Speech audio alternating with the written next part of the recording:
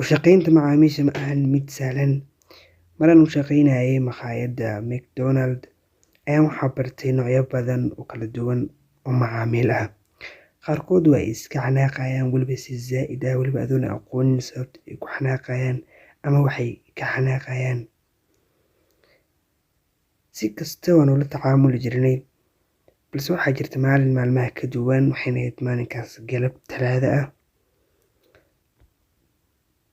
Maalintaas waxay noogu bilaabatay si iska caadi ah, dad badanna maysan noo imaanaynin, sidaas darteed waan caajisay waana iska baxay. Wax yar kadib ayaan maqlay qof meesha taagan oo na dhahaya waxaan u baahanahay hamburger. Waxaan weydiiyey nooca uu u baahan yahay balse kaliya wuxuu igu soo celcelinayay waxaan u baahanahay hamburger. Aad ayaan ula yaabay ninkan waxa uu damacsan yahay ama waxa uu rabo. Waxaana dhahay 3 xabo miyaad rabtaa mise 1 xabo? Markaasuu yidhi 3 xabo ayaan rabaa ee 3 xabo i sii. Waxaadna moodaa ninka inuusan iga jawaabaynin su'aalahayga si dhammaystiran. Asxaabteeda ayaana bilaabay inay ku qoslaan balse aniga ma aanan u jeedin wax lagu qoslo. Hawshiisa ayaan u dhameeyay, ninkii wuuna iska baxay balse wax yar kadib waxaa soo maray ama meesha soo istaagay nin ka duwan ninkii hore. Ninkan wejigiisa waxa uu lahaa weji aad u cabsi badan, afkana waxaa u marsaneyd suugo, wuxuuna lahaa timo aad u dhaadheer iyo indho aad u gaduudan. Makhaayadda ayuu soo hor istaagay, daaqadda ayuuna furtay. Aad ayaan ula yaabanaa ninka sida wejigiisa u eg yahay, qaabka dharadiisa iyo sida uu u yaalo ninka. Hal mar ayuuna soo fiiriyay wuxuuna yidhi lacagtaan qabso waxaana i siisaa hamburger. Waxaana ku dhahay iga raali noqo, lacagta aad siisay way ka badan tahay intii aan u baahnayn. Markaas ayuu igu celiyay iska dhaaf warka i sii. 3 xabo ayaan siiyay, bartii ayuuna ku bilaabay inuu cuno. Waan la yaabay ninka qaabka uu u cunayo iyo sida uu u cunayo. 4 xabo ayuu isku duubay hal mar ayuuna afka gelinayay, weliba afkiisa wuxuu ahaa mid aad uga duwan. Waxaana ku dhahay iga raali noqo, meesha ma ka dhaqaaqi kartaa? Imuusan soo jawaabin. Mar kale ayaan ku celiyay waxaana iri fadlan haddaad i maqasho meesha ma ka dhaqaaqi kartaa? Markaan halkan imuusan soo jawaabin waan soo baxay waxaana soo aaday managerka waxaana u sheegay wax walba. Wuxuuna igu yidhi maanta ma jiro security ama ma joogo security guard ee adiga asxaabtaada istiraaca ninka nala hadla meeshana ka dhaqaajiya.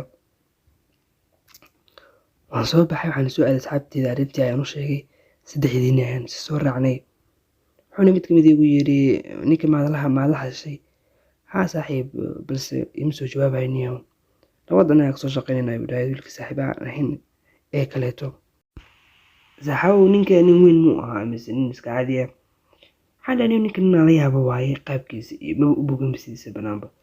3diina ayaan soo baxnay, gaariga ayaan soo hor istaagnay balse waxaan aragnay gaarigii oo cidla oo qofna joogin. Waxaan asxaabteeda ku dhahay hadda ayuu inta saarnaa saaxiibayaal ee meelahan kama foga ninkan gaarigiisa ayuu meesha uga tagay soo ma jeedin.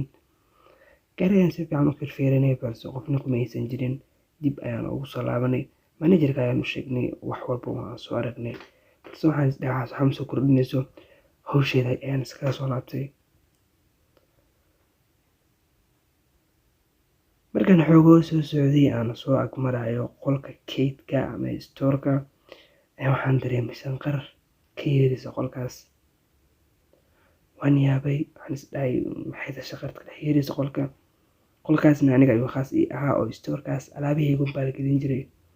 Waan soo baxay, haddii aan soo galayba waxaan meesha ku arkay ninkii oo ku jiro oo afka ugu jiraan hilibkii hamburgerka lagu sameynayay weliba cayriin ah.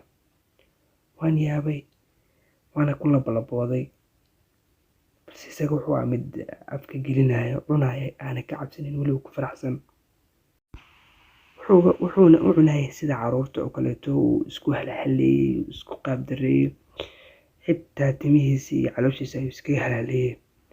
Waan ku labalabooday qaabka ninka iyo urkii meesha waxaana bilaabay inaan mantago. Haddii aan kor fiiriyo waxaan arkay ninkii oo dhankayga u soo dhaqaaqay ila soo dhawaaday. Wuxuuna igu yidhi adigana inay wax cunto miyaad rabtaa? Maana awoodin inaan u jawaabo maadaama aan aad u naxsanaa aadna ula yaabanaa ninkaas. Indhaha oo keliya ayaan ka fiirinayay. Hal mar ayuu gacanta igu tuuray, dhulka ayaana ku dhacay. Markaasuu dhahay iska kay dhaaf, maxay ka damacsan tahay? Markaas intuu i dhowr cadeeyay ayuu wuxuu soo qabtay 4 xabo oo hambeegar ah amaba hilibkii hambeegarka oo ceyriinka ahaa. Waxaad samee rabtaa ayaan ku dhahay, balse maba uusan dhegeysan. Wuxuuna igu yidhi labadeena waa ay nagu filan tahay, waana wada cuni karnaa. Hal mar ayuuna bilaabay inuu afkiiga geliyo iguna cariiriyo. Aad ayaan u qaylinayay, balse maxaan qayliyaa, afka ayuu iga xiray. Wuxuuna bilaabay inuu hilibkii afkayga ku cuno. Waxaan isku dayay inaan iska celiyo, balse waan awoodi waayay. Heer uu gaaray inuu iga jeexo qayb jirkeyga ka mid ah amaba isheeda hoosteeda u jeexay. Dagaalkii aan ninka kula jiray iyo qayladii waxaa maqlay mid ka mid ah asxaabteyda. Wuxuuna soo qaaday iskoobe, ninka ayuuna ku dhuftay. Isaga xitaa aad ayuu u naxay markii uu arkay ninka sidan u yaalo. Garabka ayuu soo qabtay waana soo kaxeeyey. Ninkii qolka ayaan ku soo xiranay. Ma jiraa qofna caawinayo, kaalaya soo baxa, saaxiibkiin waxa ku dhacay kaalaya arka ayuu dhahay. Anigii waxaan iska tufay hilibkii ceyriinka ahaa ee afkayga ku jiray. Dhammaan dadkii waxay bilaabeen inay noo imaadaan, inay dhayaan bilaabaanna inay aniga i caawiyaan. Wax yar kadib dadkii oo dhan waxay bilaabeen inay fiiriyaan daaqadda qolkii kaydka. Waxaan weydiiyey maxaad fiirinaysaan? Waxay dhaheen waxaa qasab kugu ah inaad fiiriso gadaashaada si aad u ogaatid waxa aan fiirinayno.